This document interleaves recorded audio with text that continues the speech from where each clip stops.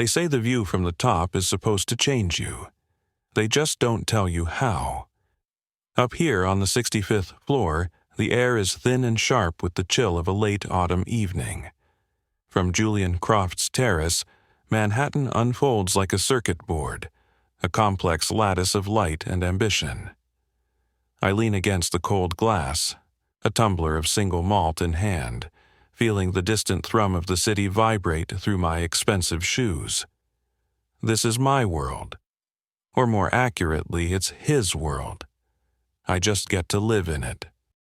Behind me, the party murmurs on, a carefully curated collection of power brokers and their beautiful attachments. And among them, the most beautiful of all, is my wife. Isabella's laughter rings out, a sound like ice cubes clinking in a crystal glass. It's the perfect sound for a place like this. She's the perfect accessory for a man like me. Leo, Croft's right-hand man, his top risk analyst, the one who sees the patterns no one else does. Together, we are a portrait of success. But I'm paid to see the cracks in things, in markets, in companies, in people. Lately, I've started seeing them closer to home. Tiny, hairline fractures in the polished veneer of my life. A text message deleted a little too quickly. A business trip for her that doesn't quite add up. I've been gathering the data points, telling myself it's just my professional paranoia bleeding into my personal life. A hazard of the job, nothing more. Tonight, I get the data point that changes everything. Julian, a titan in a bespoke suit, steps over to Izzy. He drapes her cashmere shawl over her shoulders to ward off the chill from the open terrace doors. It's a simple, paternal gesture. Except it isn't. His hand rests on her bare shoulder for a beat too long, his thumb stroking her skin in a small, circular motion. It's a gesture of ownership. A gesture meant to be invisible to everyone else, but to me, it screams. Their eyes meet. It's for less than a second, but it's enough. In that glance, I see a shared history that has nothing to do with me. They've built a world within my world, a secret place where I am not invited. In that moment, watching the man who signs my checks claim the woman who shares my bed, I finally understand my true position. I'm not a king in this castle. I'm not even a knight, I'm just part of the decor. They look like proprietors, admiring their assets. And I realize I am the primary asset being discussed. The perfect, loyal, unsuspecting husband. The engine that helps run the empire while the emperor enjoys the spoils. The laughter from the party sounds different now, hollow and mocking. The glittering city below looks cold and indifferent. My perfect life isn't a fortress. It's a gilded cage, and I just realized the door has been locked from the outside. A cold rage, clean and sharp as a shard of glass, settles in my gut. They think I'm a fool, a reliable, intelligent, but ultimately harmless part of their game. They've made a critical error. They have miscalculated the risk. Because they forgot what it is I do for a living. I don't just identify problems. I neutralize them. Paranoia is an occupational hazard. In my line of work, it's the whisper that keeps you alive, the nagging doubt that uncovers the fatal flaw in a billion-dollar deal. But I've always prided myself on separating the professional from the personal. My process is sacrosanct. I do not act on emotion. I act on data. So, for the past week, I've been running a quiet internal audit on my own life. I started with the financials. Credit card statements, bank transfers, nothing. A ghost trail. I moved on to digital forensics. I mirrored her laptop, cloned her phone's SIM card while she was in the shower. I combed through call logs, emails, and social media. Again, nothing. It was all perfectly curated, the digital footprint of a loving, busy wife. She was good, too good. It was the kind of meticulous planning I would have admired in an adversary. In my wife, it was terrifying. For a moment, I allowed myself to wonder if I'd imagined it all, if I was losing my mind. But data doesn't lie. The absence of evidence isn't evidence of absence. It just means you're looking in the wrong place. And if the data isn't on the grid, it has to be somewhere off it. A burner, a second device. It was the only logical conclusion. The hunt, which had been a quiet hum of code and passwords, now became a physical one. I searched her car, her gym bag, the pockets of her winter coats. Still nothing. She was smarter than that. She wouldn't hide it somewhere so obvious. Tonight, I find it. She's asleep. A picture of innocence in our king-sized bed, the rhythm of her breathing slow and steady. I slip out from under the covers and walk into her closet. The air is thick with the scent of her perfume and expensive leather. This room is a monument to our success, lined with bags and shoes I've paid for. My eyes land on a Birkin bag sitting on the top shelf, a ridiculously extravagant gift from Julian for her last birthday. A thank you, he'd said, for being such a supportive wife to his best analyst. My heart hammers against my ribs, but my hands are steady. I lift the heavy bag down. It feels obscene, a brick of blood-red leather.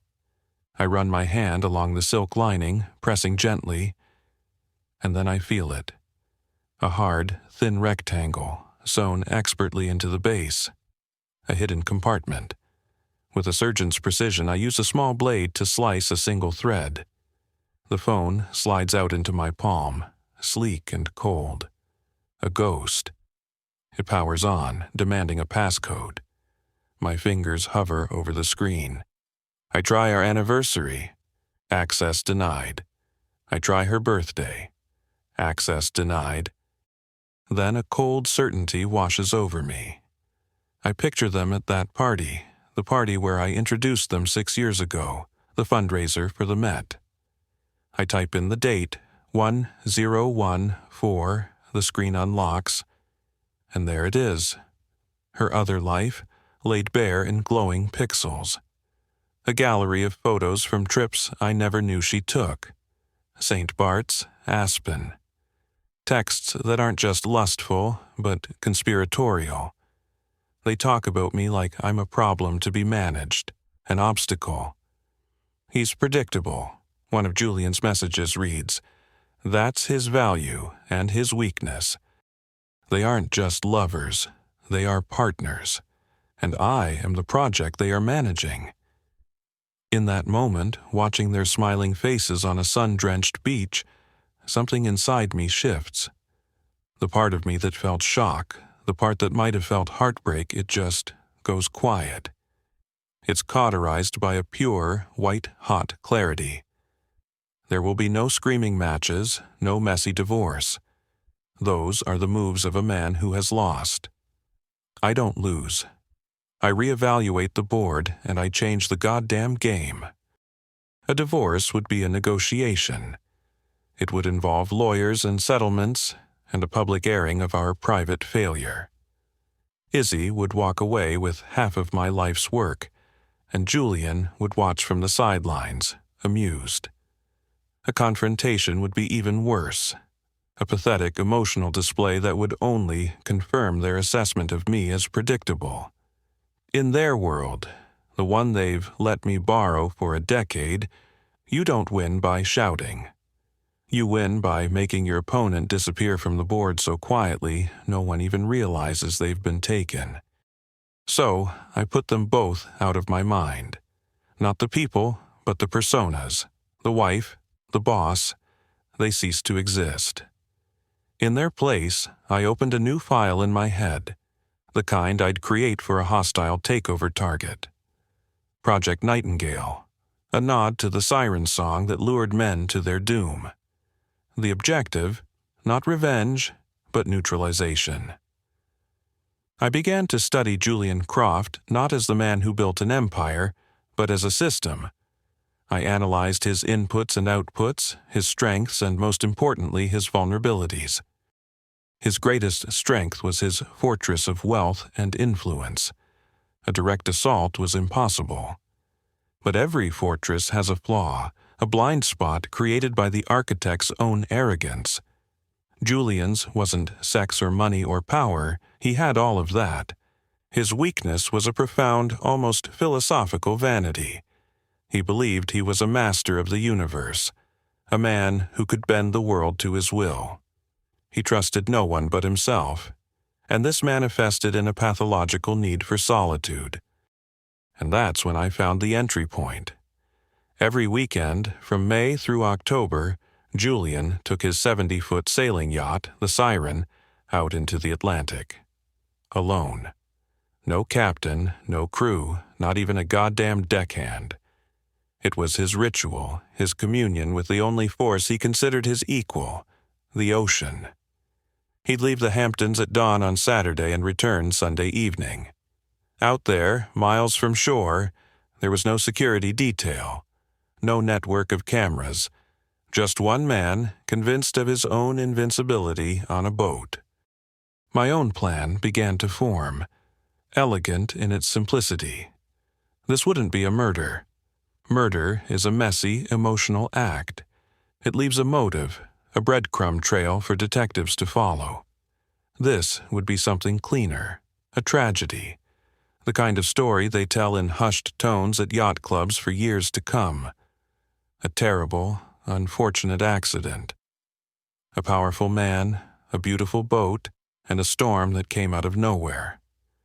It would be an act of God. All I had to do was give God a little push in the right direction.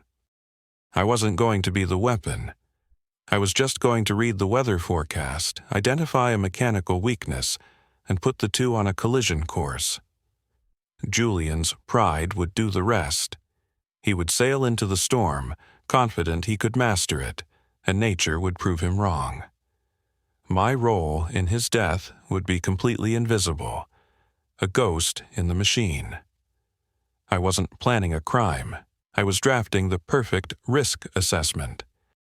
For the next 2 weeks, my life bifurcated.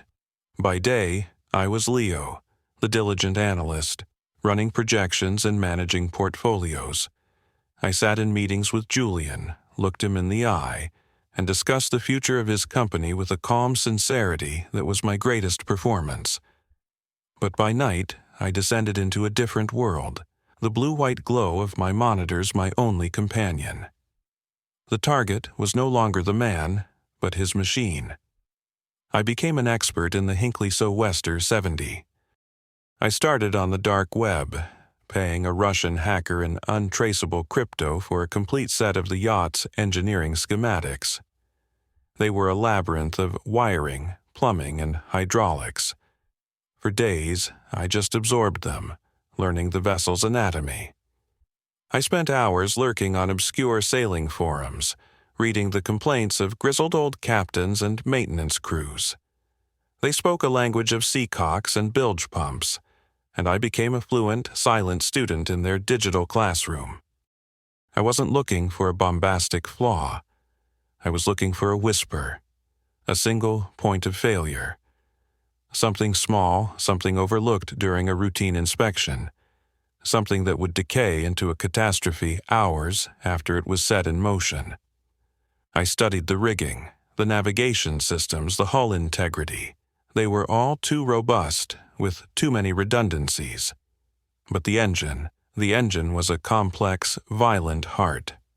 A diesel powerhouse designed for reliability, but like any heart, it had arteries that could be clogged.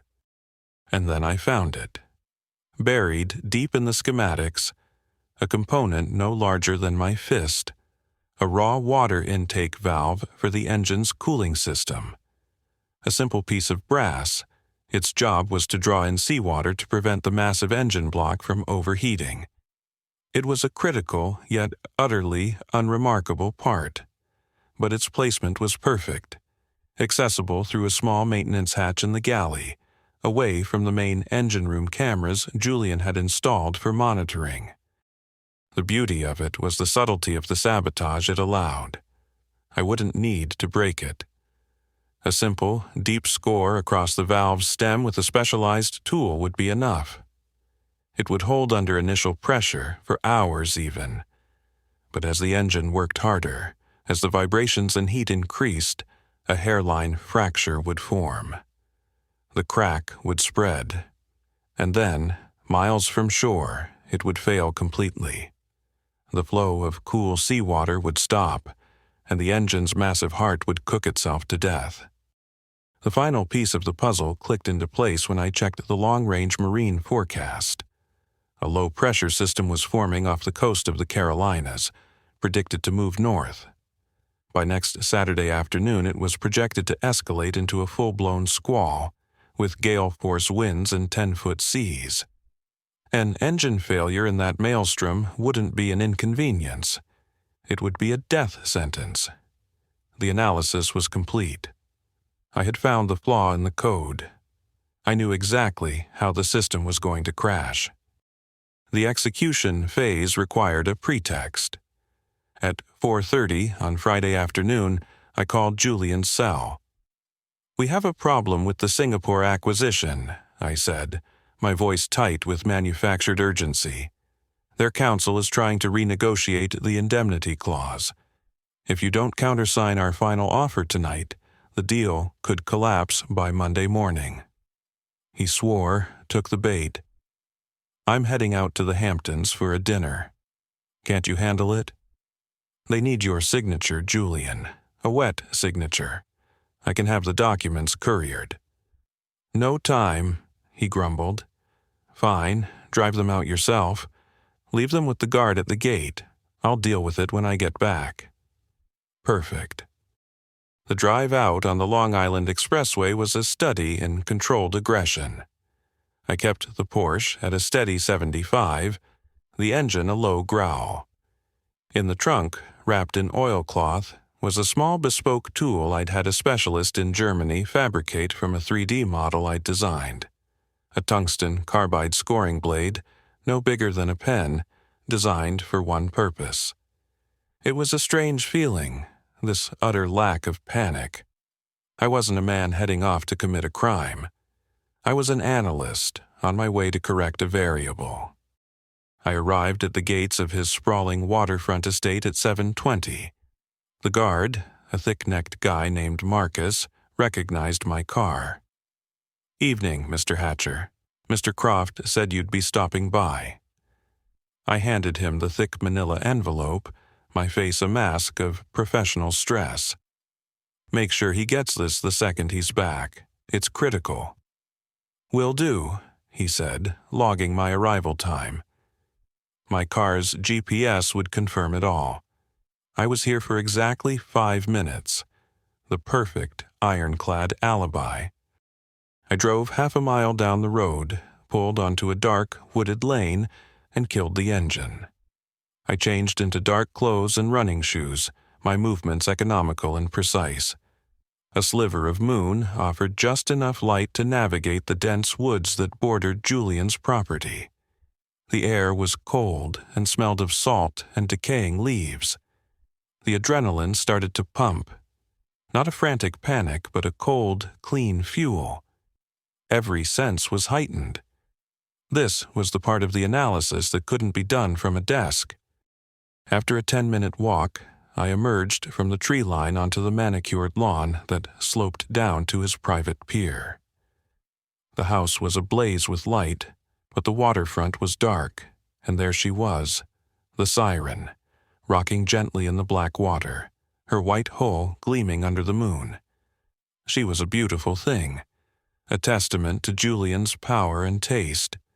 It felt like trespassing in a king's tomb. I slipped on a pair of thin leather gloves, my footsteps silent on the wooden planks of the pier. My hand closed over the cold stainless steel railing, and I swung myself aboard, landing silently on the teak deck.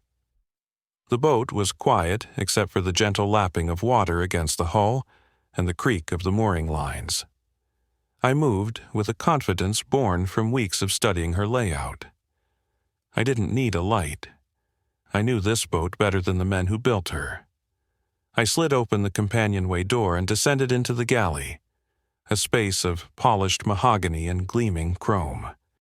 The maintenance hatch was exactly where the schematics said it would be, hidden beneath a plush Persian rug. I lifted the corner, my fingers finding the recessed latch. The panel came away with a soft click. The air that rose from the bilge was thick with the smell of diesel, salt, and dampness.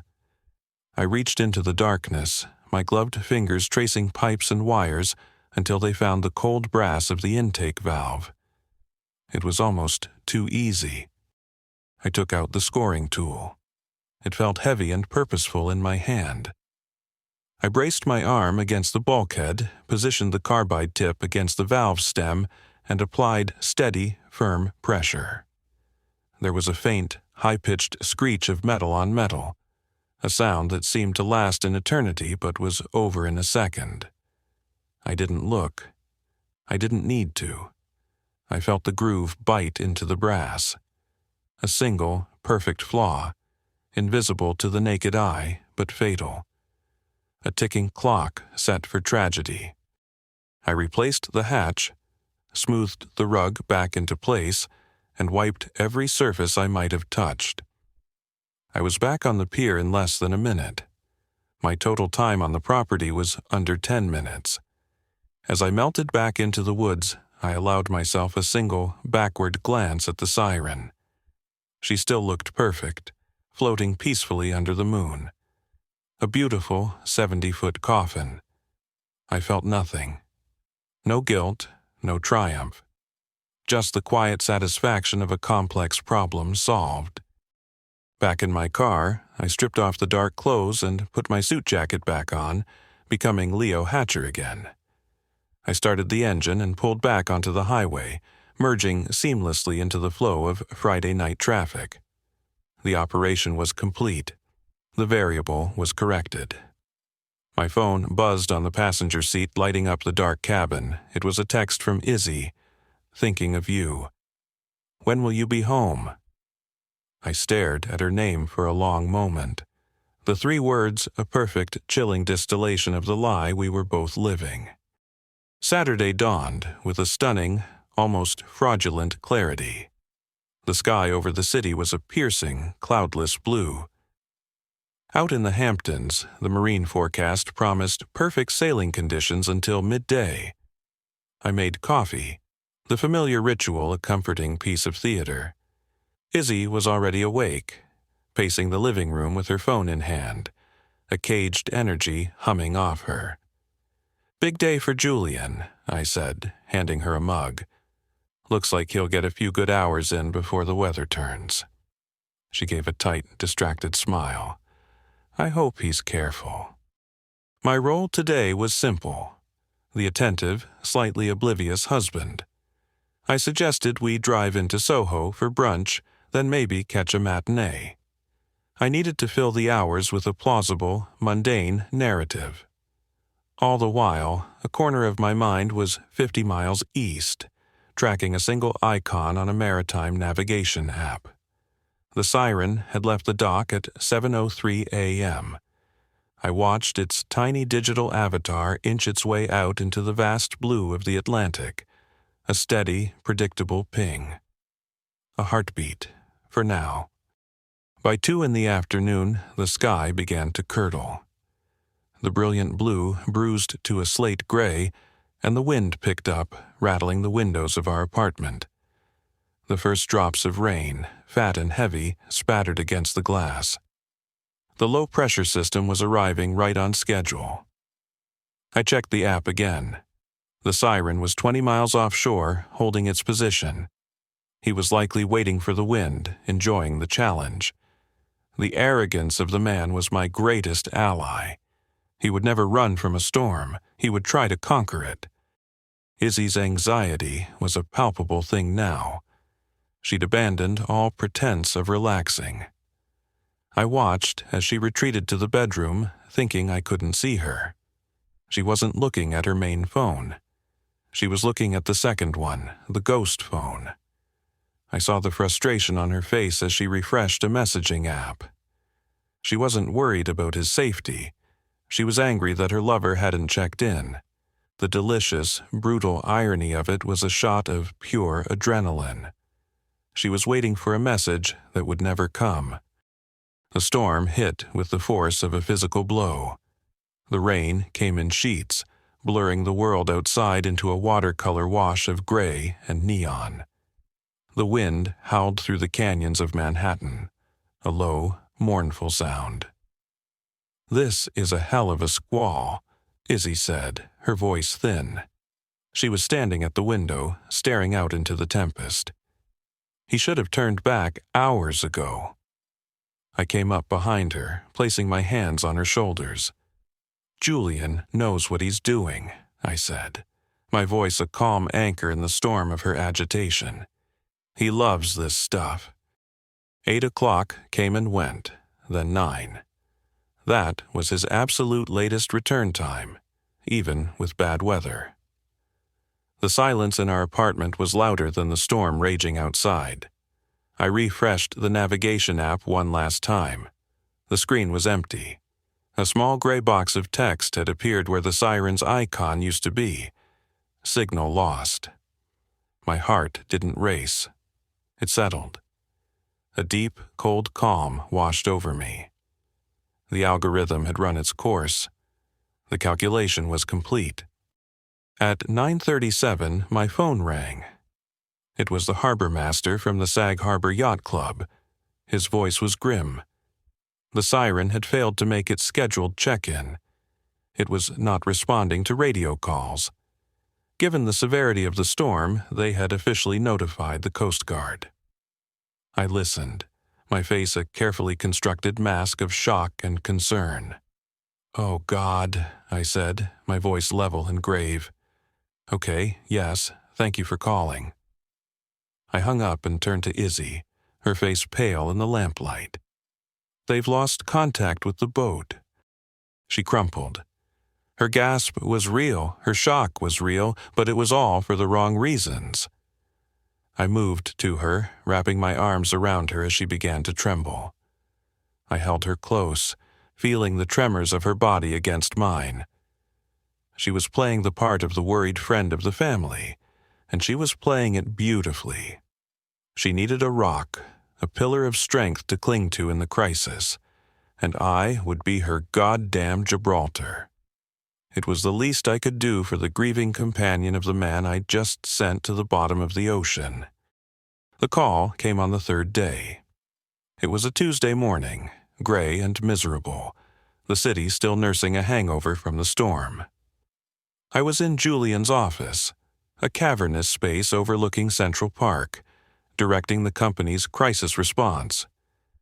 I had become the calm center of the storm, the reassuring voice of continuity. Then my private line buzzed. It was a commander from the Coast Guard. "We've found her, Mr. Hatcher," he said, his voice flat. "A fishing trawler spotted her adrift about 30 miles south of Montauk." "And Julian?" I asked, my voice perfectly pitched with a tremor of hope I did not feel. There was a pause. "The vessel was empty, sir. The mast is snapped, significant storm damage to the deck. But no sign of Mr. Croft." I closed my eyes, performing the requisite moment of shock for the 2 board members sitting across from me. I thanked the commander and hung up. The search for the boat was over. The search for the body would be a grim and likely futile formality. For the next 48 hours, we existed in a state of suspended animation. The siren was towed back to a secure Coast Guard facility in Connecticut for inspection. The news circulated in hushed whispers through the halls of Croft Enterprises. I was the nexus of all information, fielding calls from the board, the press, and a steady stream of concerned billionaires. Through it all, I kept Izzy updated, my voice a somber balm. She played her part to perfection, her voice cracking at the appropriate moments, her grief a masterclass in public mourning. Then the official report landed, It was a dry, technical document, but to me, it was a symphony. The lead investigator from the National Transportation Safety Board concluded their findings with devastating finality. The primary cause of the incident was catastrophic engine failure. A detailed metallurgical analysis of the raw water intake valve revealed a microfracture, consistent with advanced metal fatigue. The failure of this small part, the report stated, led to rapid overheating, seizing the engine at the worst possible moment. The narrative was set in stone. Julian Croft, a titan of industry, was the victim of a 1 in a million mechanical failure and an act of God. The storm had done the rest. He was officially declared deceased, lost at sea. The news broke on a Wednesday afternoon, and a funereal quiet fell over the financial world. I had done it. I had executed the perfect, untraceable removal of a king from the board. I had won. My rival was gone, my position was secure, and my wife was mine again. That evening, I found Izzy on our balcony, staring out at the city lights. She was wrapped in a blanket, a wine glass in her hand, the very picture of a grieving friend. Her shoulders shook with what anyone else would have seen as sobs of sorrow. But I knew better. I saw the tension in her jaw, the fury simmering beneath the performance. I came up behind her and wrapped my arms around her waist, pulling her back against my chest. "We'll get through this," I murmured into her hair. "Together." She leaned back into me, a silent, perfect accomplice. I felt a surge of dark, absolute satisfaction. The storm had passed. The summons arrived a week after Julian was declared dead, on thick, creamy cardstock embossed with the name of a law firm so old and powerful it probably predated the telephone. The reading of the will. I went as a senior executive of the firm, the de facto leader in the vacuum Julian had left. Izzy went as a close and grieving family friend. We rode the elevator up to the 52nd floor of the Seagram building, in a silence thick with unspoken things. She looked perfect, a study in somber elegance in a black Tom Ford dress. She was playing her part beautifully. The conference room was all dark mahogany and the smell of old money. Julian's lawyer, a man named Sterling with a face like a worn leather briefcase, presided over the head of the table. There were only a few of us present: myself, Izzy, and 2 ancient, stony-faced board members. Sterling cleared his throat and began to read from the document in a dry monotone. The usual bequests came first: $10 million to the Met, $5 million to his alma mater, a collection of impressionist art to the MoMA. I felt a detached sense of satisfaction. It was all so predictable. Sterling paused, took a sip of water, and adjusted his glasses. "And now," he said, his voice lowering slightly, "we come to the residuary estate. This includes all personal property, real estate holdings, and, most significantly, Mr. Croft's controlling interest in Croft Enterprises." The old board members leaned forward slightly. I kept my expression neutral, projecting an air of solemn responsibility. I expected it all to be funneled into a charitable trust, the kind of legacy-burnishing move men like Julian make. "I give, devise, and bequeath the entirety of my residuary estate," Sterling read, his voice echoing slightly in the quiet room, "to my beloved wife, Isabella Croft." The name hung in the air, a grenade with the pin pulled. The silence that followed was absolute. I felt the blood drain from my face. My mind, usually a seamless engine of logic and calculation, ground to a halt. Isabella? Croft? It was an error, a typo, a sick joke. I looked at Izzy, expecting to see the same confusion on her face. But her expression was one of perfect, placid calm. She simply reached into her handbag, the very same Birkin where I'd found the phone, and retrieved a folded document. She placed it on the polished mahogany table and slid it toward Sterling. He glanced down at it without surprise. My eyes followed the movement, and I saw the heading, printed in crisp official lettering: Certificate of Marriage. Government of the Cayman Islands. The date of issue was 2 months ago. The room began to tilt. Every piece of data from the past year re-spooled in my head, recategorized under a new, horrifying paradigm. The secret trips, the expensive gifts, the second phone. It wasn't the chronicle of an affair. It was the logistics of a marriage. He hadn't been her lover, sneaking around behind my back. He had been her husband. And I, the master analyst who saw every angle, had been nothing more than the cuckolded fool keeping his seat warm. I looked at the woman sitting next to me, my wife who was not my wife, and I saw a stranger. A predator of breathtaking skill. My perfect revenge, the master stroke of my life, was a fraud. I hadn't reclaimed my life by eliminating my rival. I had just executed a flawless, multi-billion-dollar inheritance strategy on behalf of my wife. I didn't kill her lover. I killed her husband. My brain felt like a flooded engine, sparking uselessly. The 2 board members were staring, their faces impassive granite masks, but I could feel the heat of their judgment. My shock was so profound it was almost a physical presence, a heavy cloak suffocating me. Izzy, however, was radiant. A small, almost imperceptible smile played on her lips. She had won. She had played a game I didn't even know existed, and she had won it all. The $6 billion jackpot. I was a footnote in her epic. But Sterling hadn't put the will down. He held the last page, his thumb and forefinger pinching the corner, as if there was one final, unpleasant piece of business to conclude. He cleared his throat again, a dry, deliberate rasp that cut through the thick silence.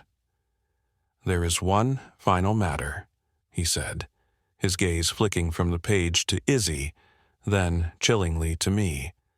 A codicil added by Mr. Croft 3 weeks ago, following a series of consultations with his corporate security and risk management department. My blood went cold. My department. He had consulted with my people under my nose, and I had known nothing. That wasn't an oversight. That was a message. Sterling's voice became even more formal, more precise. He was no longer just a lawyer. He was the vessel for Julian's final, posthumous move on the chessboard. A move from beyond the grave. "This section," he announced, "is titled the Unnatural Death Clause." The name alone was a thunderclap. I saw a flicker of something in Izzy's eyes. Not confusion, recognition. And for the first time since she'd produced the marriage certificate, a sliver of her perfect composure cracked. Sterling began to read. "In the event that my death is determined by any competent legal authority, including but not limited to a court of law or official law enforcement investigation, to be unnatural, the result of a violent act, or to have occurred as a direct or indirect consequence of criminal action by a third party."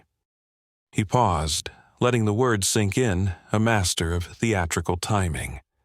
I felt my heart begin to hammer against my ribs, a frantic, trapped bird. I risked a glance at Izzy. The triumphant glow was gone, replaced by a pale, waxy sheen. Her knuckles were white where she gripped her handbag. She wasn't just surprised, she was terrified. She knew.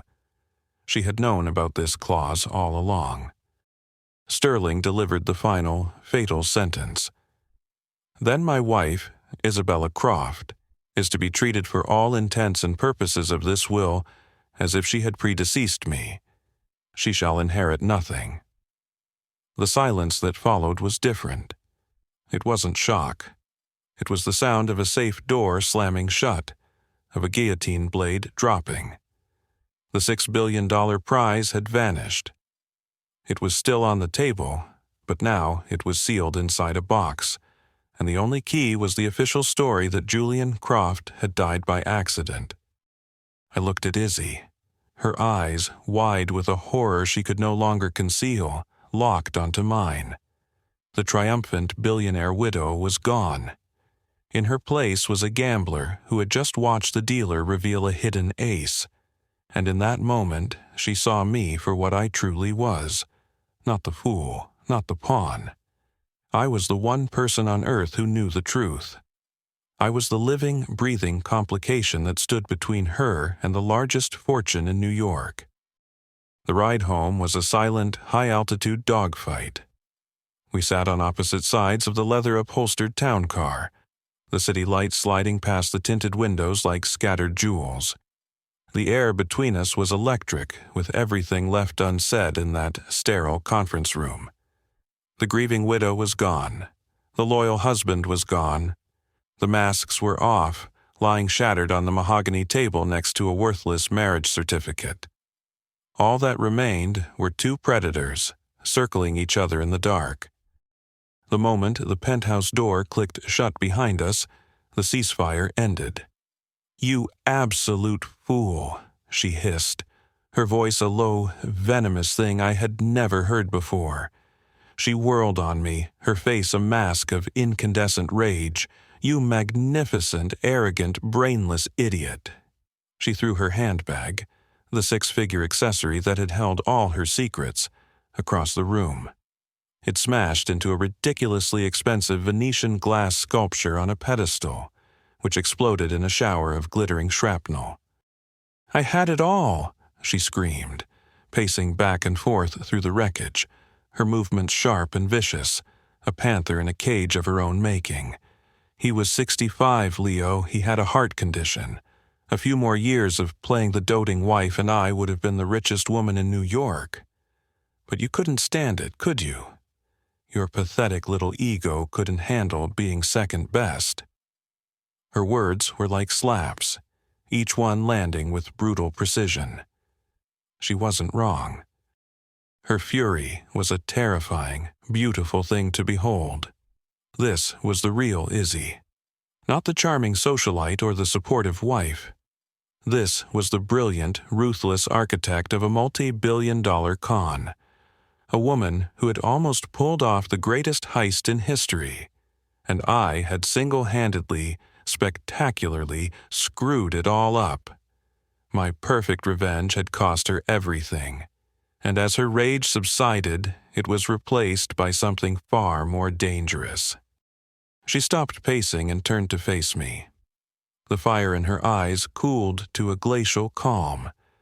The calculations were happening behind those beautiful, furious eyes, the same kind of cold, clear logic I had used when I planned Julian's death.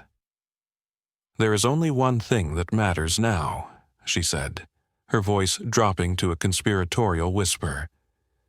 "The official story. Julian Croft died in a tragic accident. End of story. And anything, or anyone, who threatens that narrative is a liability." The word hung in the air between us. Liability. It was a word I understood. It was a word I used every day in my own work. A liability is a risk to be managed, a loose end to be tied up, a variable to be eliminated. And as I looked at the woman I had once loved, I understood the new set of calculations she was running. I was no longer her husband or her pawn. I was the single greatest threat to her freedom and her future, however diminished. The game had changed again. I had gone from the hunter to the hunted. The shift was immediate. It was as if a new operating system had been installed in our life overnight. The day after the will reading, two men appeared. They weren't the usual building security. These men were quiet, watchful, and moved with a distinct lack of wasted motion. One was always in a town car parked across the street, the other stationed in the lobby. They never spoke to me, but their eyes followed me everywhere. Izzy introduced them as her new personal security detail, hired to protect her in this difficult time. I knew what they were. They weren't protectors. They were wardens. My world, once a sprawling map of possibilities, shrank to the dimensions of a cage. I ran a sweep of our apartment and found 3 new listening devices, all professional grade. My phone developed a faint, almost imperceptible click whenever I made a call. The secure network at my office, a system I designed myself, now felt hostile, compromised. I was a ghost in my own life, constantly watched, constantly monitored. Izzy was my jailer, and she had built the perfect prison, one made of glass and steel and the appearance of a normal, grieving life. She couldn't have me killed, not in any way that would look like murder. A violent end for Julian Croft's right-hand man so soon after his own accidental death would bring a level of scrutiny that would unravel everything. It would trigger the claws. No, she was smarter than that. She needed another tragedy, another unfortunate, unpredictable accident, and she began to lay the groundwork with a terrifying patience. It started subtly. My car, a meticulously maintained Porsche, suddenly felt sluggish. The brakes were soft, spongy. I almost blew through a red light on 6th Avenue, my heart slamming against my ribs. Then, a few nights later, I was working late, unable to sleep. She came into my study, all soft concern. "You look exhausted, Leo. Let me get you something." She returned with a glass of water and a single white pill, one of her prescription sleeping aids. I looked at the pill in my palm, then at her placid, caring face. Every instinct, every fiber of my analytical mind screamed. I pretended to take it, palming it as I drank the water. Later, I looked it up online. It wasn't her usual mild sedative. It was a barbiturate, triple the standard dose, enough to ensure I wouldn't wake up. I exist now in a state of hypervigilance. I don't eat food I haven't prepared myself. I don't drink anything left unattended. I check my car every morning before I get in. I feign sleep at night, listening to her breathing in the dark, wondering if this will be the night she tries something more direct. The beautiful penthouse that was once a symbol of my success has become a high-tech death trap. Every reflective surface shows me a ghost, a hunted man who made one catastrophic miscalculation. My perfect revenge has metastasized into my own personal hell. I am trapped in a deadly paradox of my own design. If I go to the police and confess, I go to prison for life, and she walks away with nothing but free. If I do nothing, she will eventually succeed in engineering my accident, and the world will mourn the tragic widower who just couldn't cope with the loss of his beloved boss. I am playing a game of chess against a master, and I have just one piece left on the board. Tonight, I decide I can't wait for her next move. I have to change the game, create a new variable. I slip out of the apartment while she's on a call, my heart a frantic drum. The warden in the lobby doesn't move to stop me. That's not his job. His job is to watch. I get to my car in the garage, my hand shaking for the first time in years. I slide into the driver's seat, the leather cool against my skin. My plan is simple: drive, disappear. But as I'm about to turn the key, a flicker of light catches my eye. Tucked deep under the dash, near the steering column, is a tiny red light, blinking in a slow, steady, unfamiliar rhythm. The blinking red light. It wasn't a tracker, it wasn't a bug. My mind, trained to analyze systems under stress, made the connection in a nanosecond. Remote detonator. The soft brakes, the sleeping pills. Those were feints, designed to make me paranoid, to make me run. This was the end game. She didn't want me to die in my sleep. She wanted me to disappear in a fireball on the FDR drive, another tragic victim of a faulty German engine. Untraceable, accidental. I backed out of the car as if it were radioactive, my breath catching in my throat. Checkmate. I walked out of the garage and into the cold night air, a dead man walking. I had two options left on the board. Option A, go to the police, confess to killing Julian Croft, and spend the rest of my life in a maximum security prison.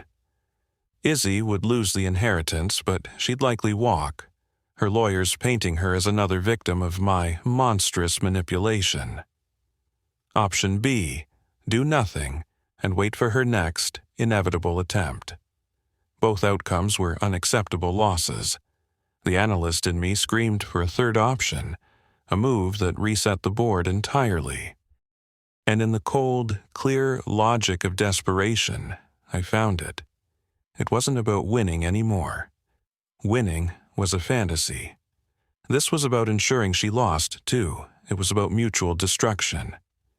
I went to an all-night diner, ordered a black coffee I couldn't drink, and used their public Wi-Fi, routing my signal through 3 different continents.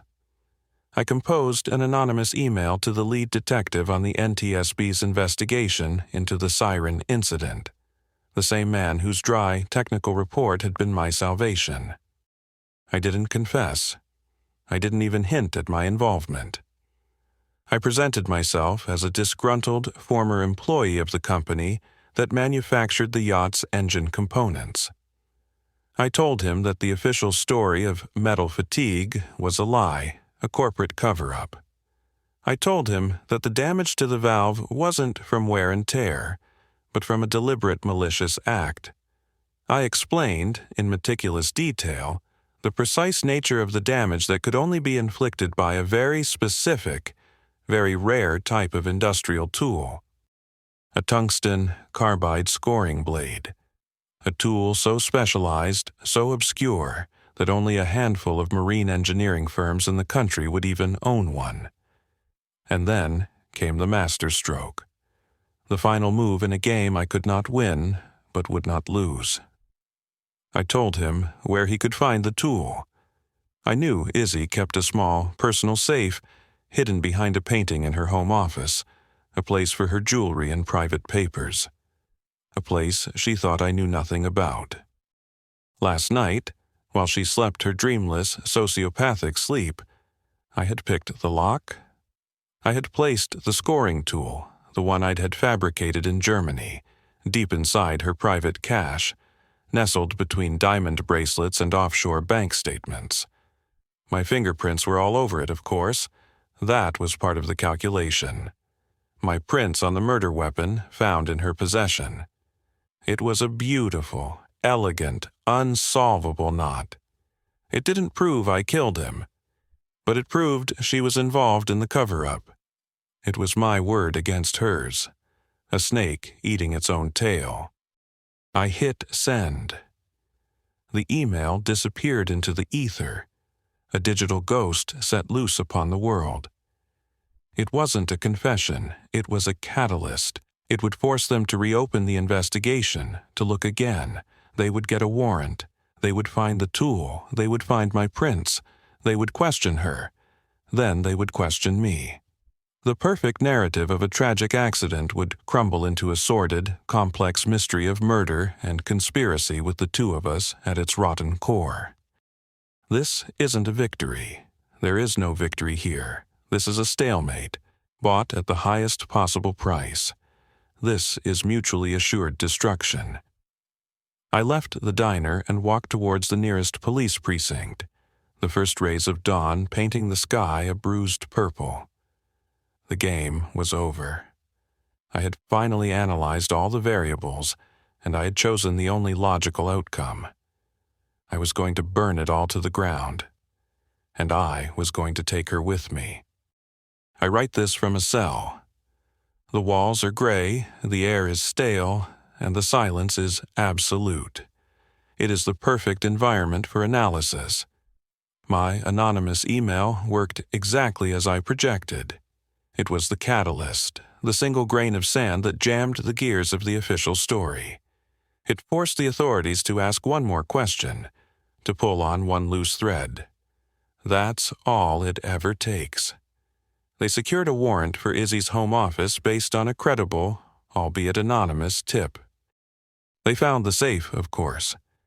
And inside, nestled among her blood diamonds and bearer bonds, they found my little German-made masterpiece. The forensics were conclusive. My fingerprints, clear and damning, were all over the tool. Her fingerprints, frantic and smudged, were all over the safe. The perfect, elegant knot I had tied. It implicated us both in a conspiracy so tangled that even her high-priced attorneys couldn't unravel it. They brought her in first. Then they came for me. In a sterile interrogation room, under the flat buzz of fluorescent lights, I finally laid my cards on the table. I gave them everything. The second phone, the secret marriage, the unnatural death clause. I walked them through my plan to sabotage the siren, my voice as calm and steady as if I were delivering a quarterly earnings report. My confession, corroborated by the evidence they already held, was an airtight case. Her defense shattered. The narrative of the grieving widow was replaced by the portrait of a co-conspirator. She lost everything. The clause in the will was triggered with the force of a tectonic plate shifting. The billions dissolved from her grasp, flowing instead into a charitable trust Julian had set up. The final, perfect irony? The trust is dedicated to providing legal aid for victims of corporate raiders. Julian Croft's fortune, built on the bones of 1,000 hostile takeovers, will now be used to fight men just like him. It's a joke so bleak, so perfect, I can almost appreciate it. As for me, I received a sentence of life without the possibility of parole. Justice, in its own brutal, symmetrical way, has been served. I avenged the betrayal. I neutralized the threat. I executed a flawless final strategy that left no variable to chance. I look at the gray concrete walls of my new home, this 6-by-9-foot box, and I feel nothing. No remorse, no satisfaction. Just the profound, silent emptiness that comes after a complex problem has been solved. I won the war. But the price of victory was everything else. And I have the rest of my life to analyze the one risk I never saw coming. The one I couldn't quantify or control. The human one. The one named Isabella.